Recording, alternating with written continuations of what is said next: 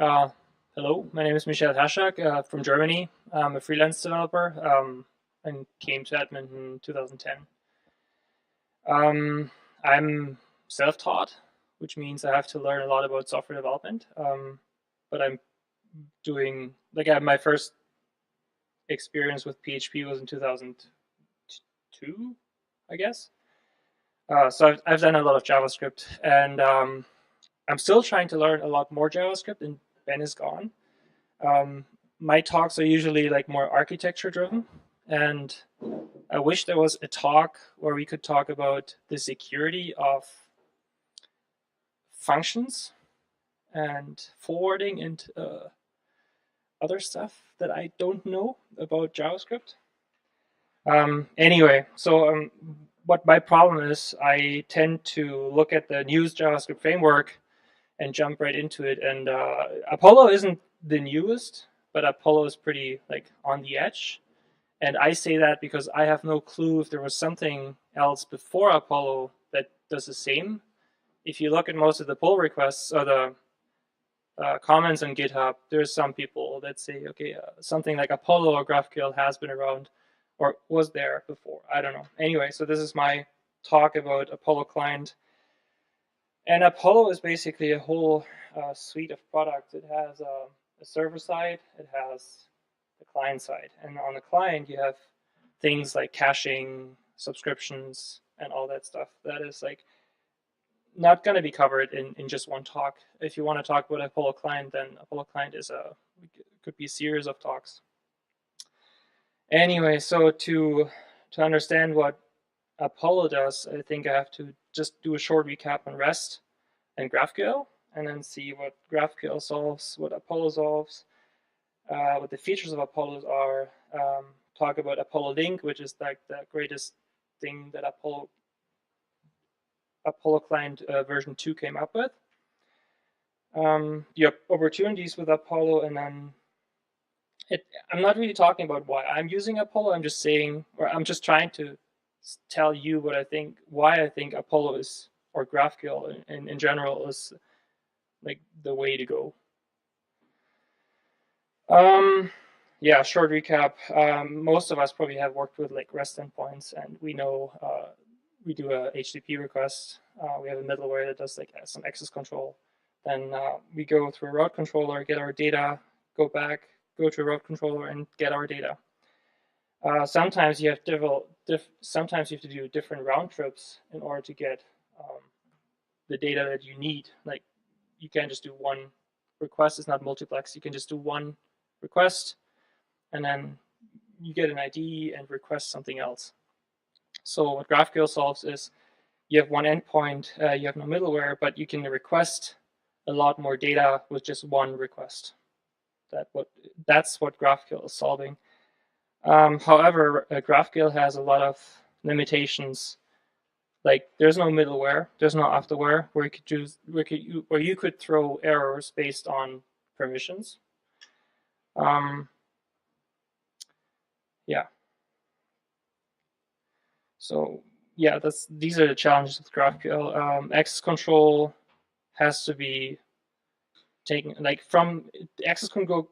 The access control goes from your middleware to your resolvers or to your model. Freeform in this case means it's traversing your data with no limitation on what you should be able or are able to see. So you have to have kind of a field access control. Yeah, your client must be able to parse the data that's coming back, and then you have to have additional features on your client side to cache, for example. So which problems does it solve? Well, GraphQL has only one endpoint, one request. Most of the heavy lifting is done on the server, so better performance for your client. And it's a declarative query language, even though some requests could look very tedious. It doesn't really look nice, but you can encapsulate it a lot better than any other REST full language that I've seen or framework. So what does Apollo solve? Apollo is addressing exactly those like shortcomings. It has caching, and since Apollo 2 caching can be um, interchanged, like you can put your own cache in. With like 8 lines of codes, you can write pagination, which is fantastic. You can do conditional data fetching, and you can do all sorts of fallback data fetching once data doesn't return or you have an error or whatever. Yeah, Apollo does polling instead of push. Oh yeah, I have to mention. So Apollo is a product from a group called Meteor Development Group, and they have built a tool called Meteor in 2012. And they noticed that they weren't exactly right with their framework, so they thought of building a data layer for GraphQL when GraphQL came out. So they know a bunch of polling, then pushing. Yeah, you have one location of truth, and you can hook into the GraphQL process, which doesn't really work with any other GraphQL framework. So on the one side, on the left side, I have like a simple setup on how Apollo looks like. So you have your GraphQL server. You have some kind of some store.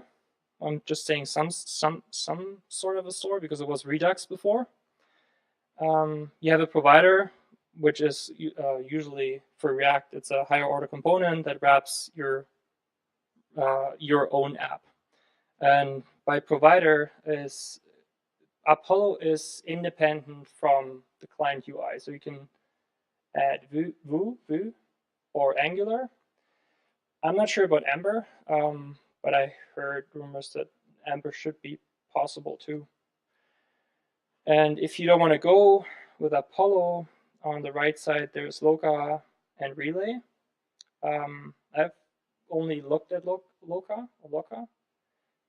I've never used it. It seems fairly easy to use. And I looked at Relay, and it was too hard for me to get most of the setup done properly. And Apollo Client just came also out with like an easier version called Apollo Client Boost with their preferred setup for a client-side app. Yeah, and I used Apollo Client because first of all I'm familiar with the Meteor Development Group. I'm familiar with their work. I know the community, and I'm like a React developer. I've never really touched anything else other than with Ionic, Angular, but React.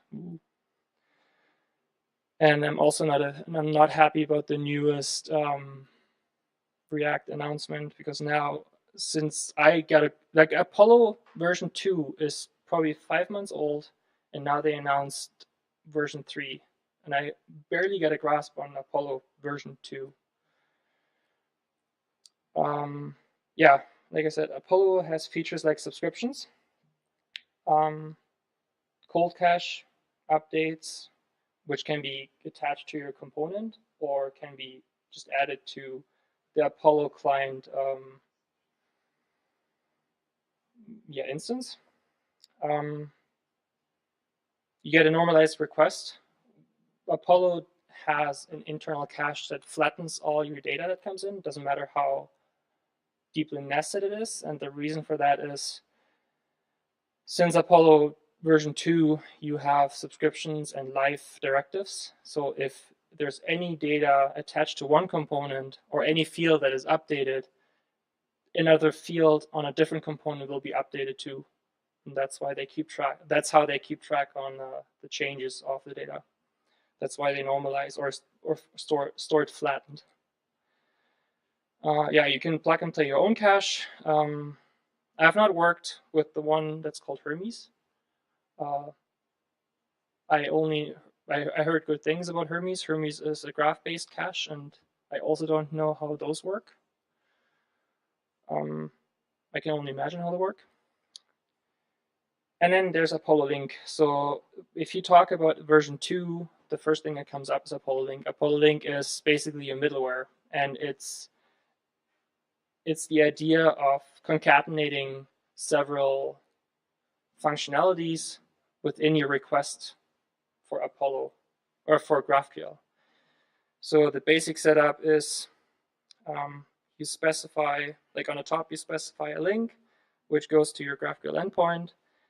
In this case here, you have a middleware authentication link that stores a header variable in a context, and the context is available throughout all your links.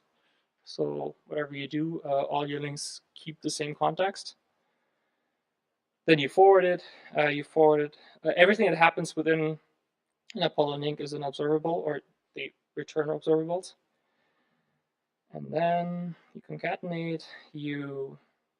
Like Apollo link from is basically how you concatenate all your links. You have a state link, and then split is an example for whatever comes in. You can look at the operation is a subscription, and in this case I made a mistake. Usually it's not all the same HTTP. If, for example, a subscription comes in, you could just send it to the WebSocket and not to the HTTP link. Yeah, you build your client and then you can export it. So with all those links, there's several ideas that come up if there's no GraphQL server anymore. So throughout your process, you could request data from anywhere. But it's very experimental. I've not done it, and I only hear the talks about it. But it's possible. Yeah, so you can do requests from anywhere as long as they're like JSON, as long as it's a JSON response. So what's Apollo link? There are non-terminating links and terminating links. The rule is that your terminating links should come last. And like I said, you have the context available throughout all the links that you're concatenating. Something that Apollo version 2 came up with, or is coming up with now, that I'm slowly getting a grasp on, is all the directives. And those directives, for example, the code that you see here is a fragment, and this fragment has fields. A field is scores and player status. With the resolver, usually you tell that field, if it comes back, what to show from what data, like from what data source you want it to show and then you define what fields you want to return. In this case, for scores, it's name, the time of the goal, and then for player status, it's only playtime. The directives show that the scores are going to be caught from a REST endpoint, and they are all of type soccer array. Whereas the player status is only going to be queried from the client. There's no call to the server or anywhere else. So when they also, I've not used live. I've not used defer. Defer means, you know what defer means, but defer in this case is you can request data in case you want to do pagination or polling or whatever. You can request data, a certain amount of data, and then the rest data can come back later. I've not worked with streams, and I'm slowly getting into like subscriptions. With all those directives, Apollo is basically addressing all the problems that come with GraphQL. For example, defer. Once you do a GraphQL request, you have to wait until everything is going to be returned. And that's not the problem anymore. Well, yeah, they're trying to work around the problem. Yeah, so the biggest change for me too is from Apollo 1, where they used Redux as the base store, and you were just hydrating and using the same reducers. The reducer on like you were hydrating on the server, and you were like showing or using the Redux store on the client. Now there is no Redux anymore. You can plug and play your own cache. So what you're doing is instead of dispatching actions, you use mutations. Um, yeah. So there's the same thing. Like if you do the mutation, you can do a query on your client side with the directive client. You have to get used to that, but I mean it's brilliant, but it's a steep learning curve, in my opinion. Yeah, instead of connecting to store, all you do is you attach a query to a component, um, and then related fetching can be done without having like right now. Every time I look at my trace tree, I get like components wrapped in components wrapped in components.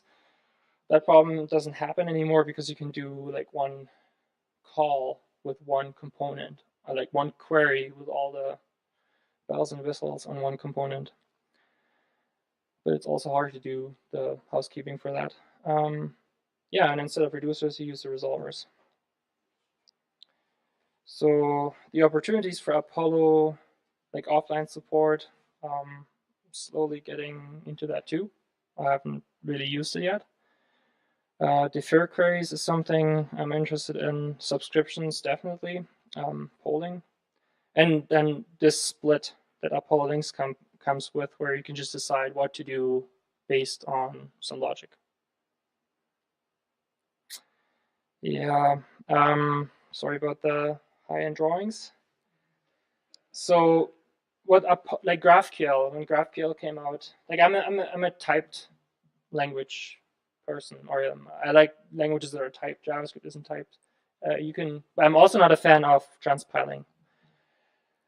So GraphQL came with types, and once you have a hang on GraphQL and Apollo, your whole team has a better understanding of how to develop. So what you usually want is you have a product idea, you want to turn that into a design, and then you give it all to engineering. But that's not how it happens. It's usually like below. The reality is everybody talks to everyone. There's a big mess of meetings, and a lot of people don't have all the right data at the point in time when they need the data.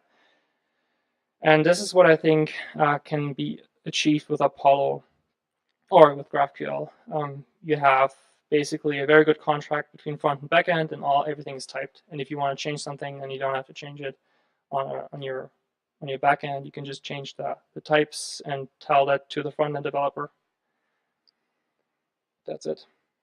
I don't even have a last slide.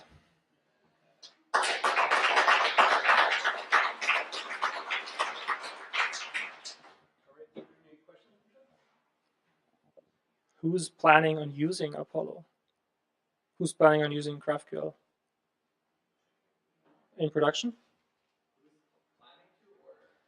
In production. What like when I heard about the links and the opportunities for links, I thought about Herald.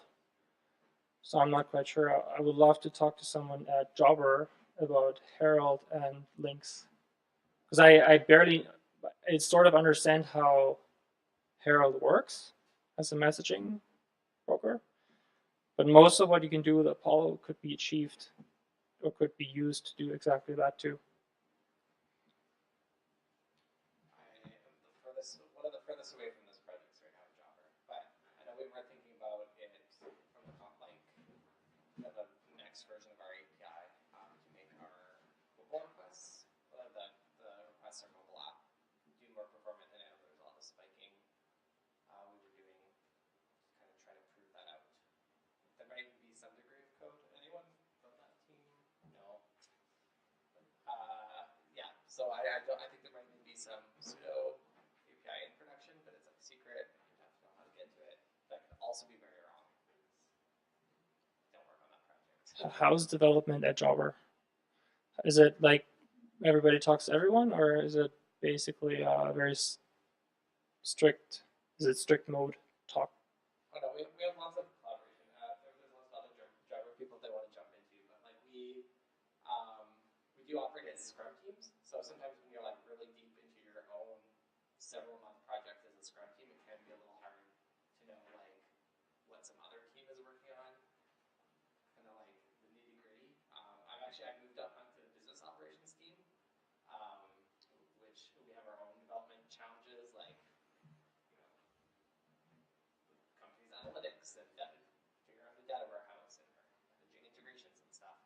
So I'm actually a little bit further from the day-to-day on what the product team is doing right now. We just have our own fun development stuff we're trying to figure out.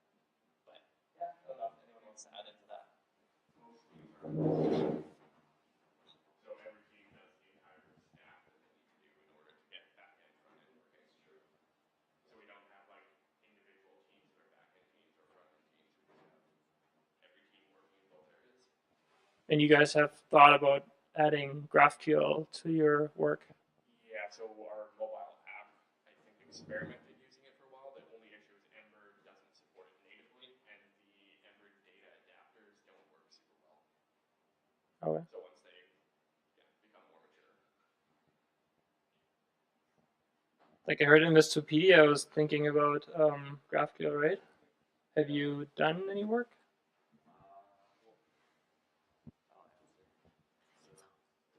Okay. I don't know the full details because I'm not on the team working with it, but we're kind of in the middle of prototyping it as our new API endpoint. So we had talks amongst the several teams and got a demo of what it could do, but now we're fleshing it out and a more MVP type prototype. From the results of that, we'll decide whether or not we make the full shift. But it's still very much in progress. We're trying to collect the data, we're trying to build it and then collect the data and see what's if it's appropriate for us, or if we need to go back to the drawing board. So yeah, it seems like it's better to wait in that environment. We,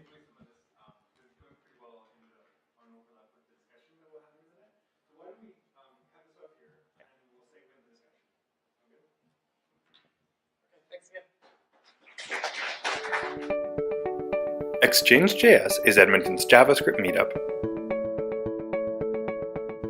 Thanks to our sponsors, Jobber and Investopedia. Support the meetup and like and share this video. And stay informed by following us on Twitter and meetup.com. Links in the description. See you soon!